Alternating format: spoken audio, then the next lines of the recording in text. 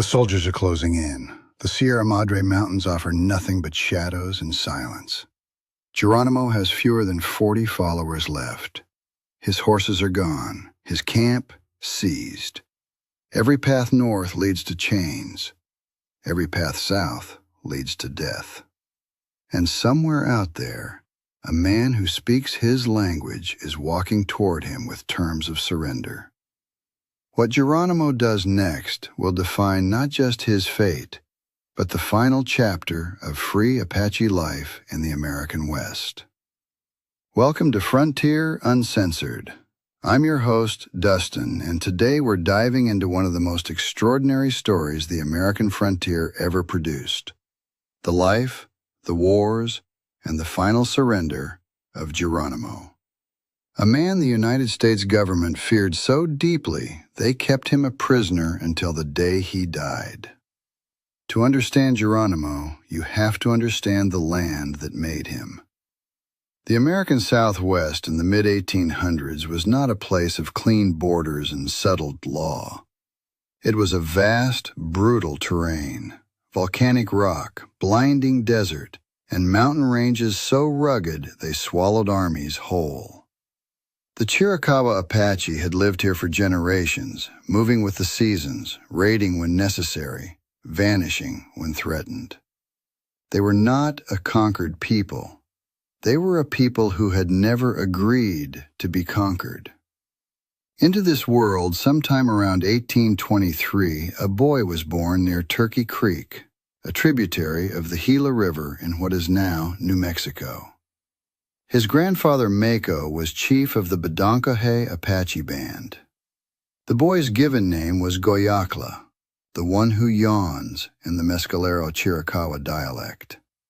A quiet name, an ordinary name, the name of a man history had not yet noticed.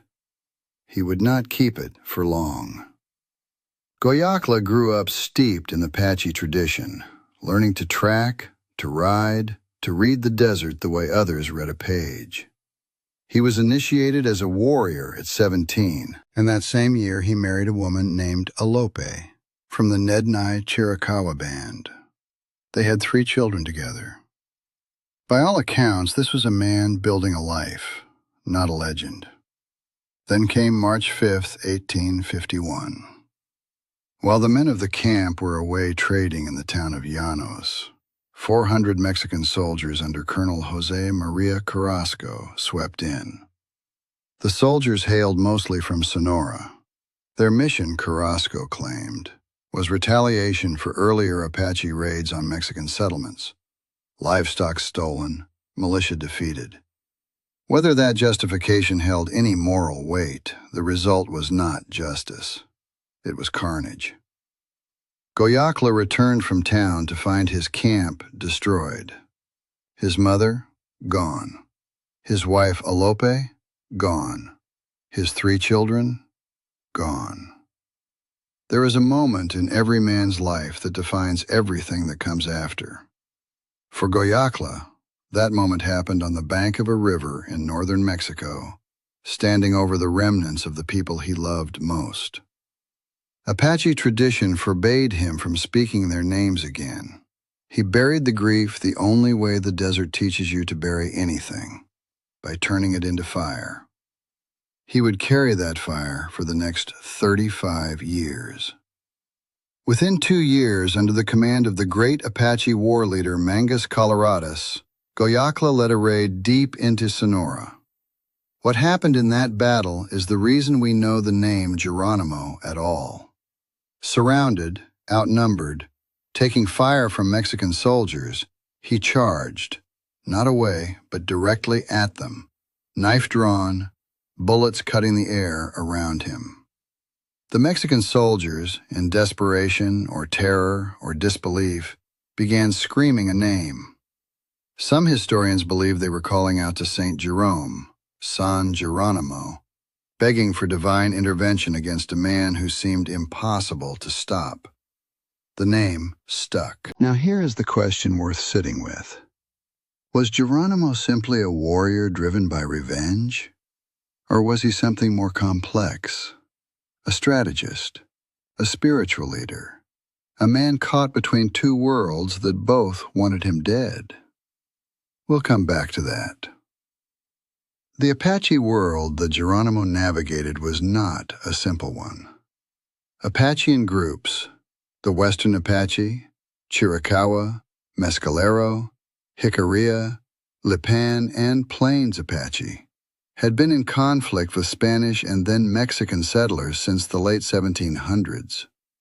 Mexico had instituted a bounty on Apache scalps in 1835. Between 1820 and 1835 alone, approximately 5,000 Mexicans died in Apache raids. 100 settlements were burned to the ground. These are not the statistics of a minor border dispute. This was a decades-long war of mutual attrition. Raids met with massacres, massacres met with raids.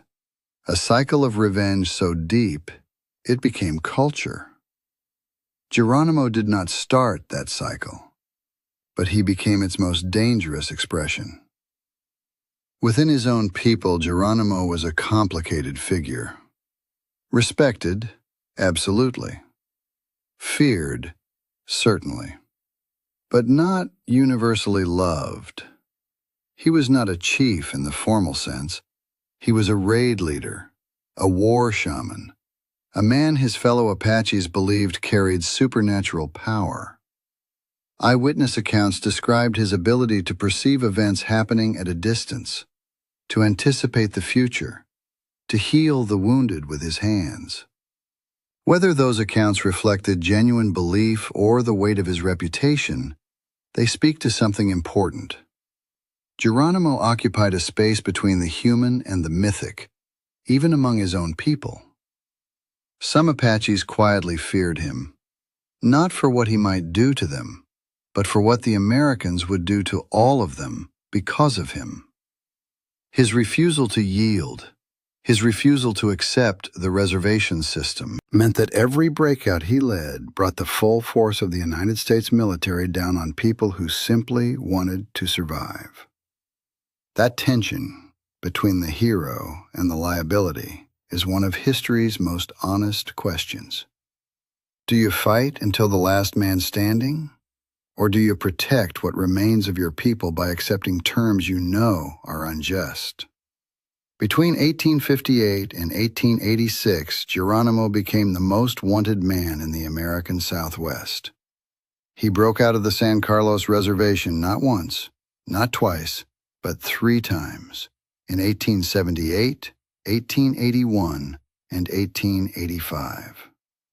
Each time, he and his followers vanished south into the Sierra Madre mountains of Mexico, a terrain so brutal and so remote that entire columns of American cavalry simply could not follow.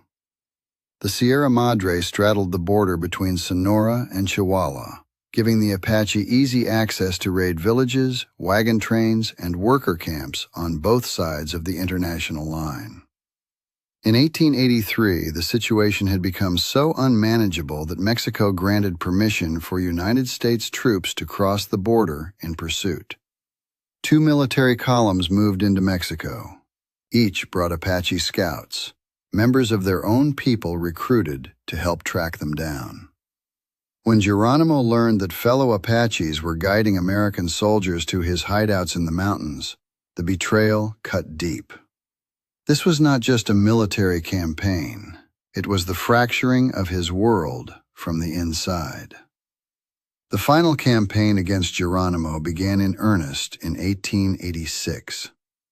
General George Crook, a man Geronimo respected if he respected any American officer, dispatched Captain Crawford and Captain Davis into Mexico. Crawford's Apache scouts located Geronimo's camp, seized his horses, took his supplies. The Apaches were exhausted, outnumbered, and for the first time, genuinely willing to negotiate. Then Mexican troops arrived, mistook the Apache scouts for hostiles, and opened fire. Crawford was shot. The negotiations collapsed. And that night, someone gave Geronimo whiskey and a warning. The moment you cross that border, you are a dead man. He slipped away in the darkness with 39 followers, just 39 people, against the full force of 2 armies. That decision, the final breakout, tells you everything about Geronimo. He knew the odds. He chose to run anyway. Looking at the evidence, do you think he had a choice? A surrender that had already been poisoned before it could happen? A man who had watched his family taken from him in a single afternoon and spent the rest of his life answering that loss? Let me know what you think in the comments, because history rarely gives us easy answers on this one. What followed was a relentless pursuit across the desert. General Crook was replaced by General Nelson Miles, who appointed Lieutenant Charles Gatewood to find Geronimo and bring him back. Gatewood was unusual among American officers. He spoke some Apache. He understood their customs.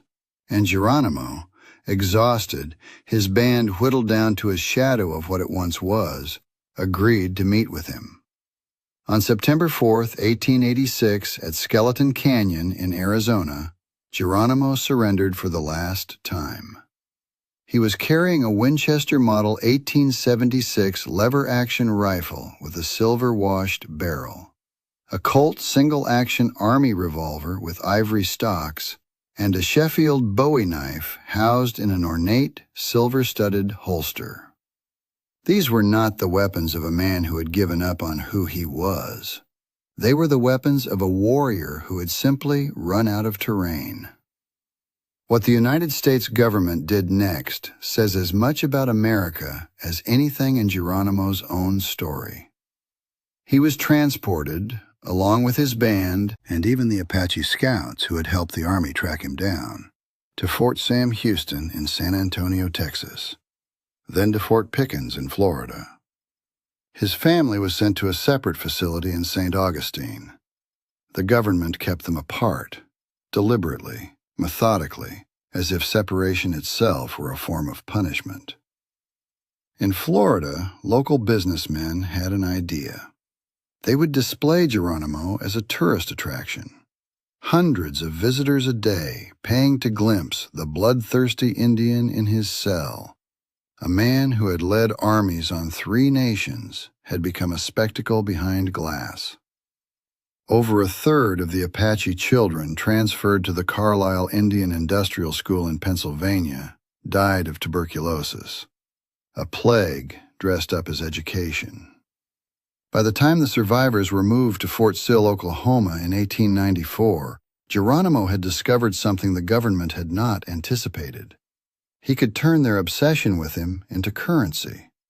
At expositions and fairs, Omaha in 1898, the Pan American Exposition in Buffalo in 1901, the St. Louis World's Fair in 1904, he posed for photographs, sold his crafts, and cut the buttons from his shirt to sell to crowds for 25 cents each, then bought more buttons at the next stop to sell again. It was not freedom. He was always under guard. But it was something. It was agency, carved out of humiliation. In 1905, he rode down Pennsylvania Avenue in Theodore Roosevelt's inaugural parade, a prisoner of war on horseback, surrounded by cheering crowds who did not quite understand what they were seeing. The newspaper said the gimmick was to show Americans that the hatchet had been buried forever. The same week, Geronimo met with Roosevelt personally and asked to bring his people home to Arizona. Roosevelt refused. He told Geronimo through an interpreter that he had a bad heart, and that the settlers of Arizona would never forgive what had happened during the Apache Wars. He said he would observe how you and your people behave. A man who had never surrendered his dignity was being told to prove himself to the country that had imprisoned him. In February of 1909, Geronimo fell from his horse riding home at night. He lay exposed in the cold until a friend found him the following morning. He died of pneumonia on February 17, 1909, he was still a prisoner of the United States. He had been a prisoner for 23 years. On his deathbed, he turned to his nephew and said the words that have echoed down through every account of his life since. "I should have never surrendered. I should have fought until I was the last man standing." He is buried at Fort Sill, not in the mountains of the Sierra Madre, not near Turkey Creek where he was born, not anywhere close to the land his grandfather led as chief. He never went home. History tends to flatten men like Geronimo into symbols: the last wild warrior, the noble savage, the irreducible force of nature finally broken by civilization. But the real man was more complicated, more human, and in many ways more tragic than any symbol can hold. He was a father who lost everything on a single afternoon. He was a leader whose refusal to surrender made him a hero to some and a threat to others within his own community. He was a prisoner who turned his captivity into a kind of commerce because it was the only power left to him. The question Geronimo's life leaves us with is not whether he was right or wrong to keep fighting. It's this: when a people's entire way of life is being erased, their land taken, their children sent away, their names stripped from them, what does resistance actually cost? And who gets to decide when the price is too high? Geronimo never let anyone else answer that question for him. Not until the very end. And even then, he had regrets.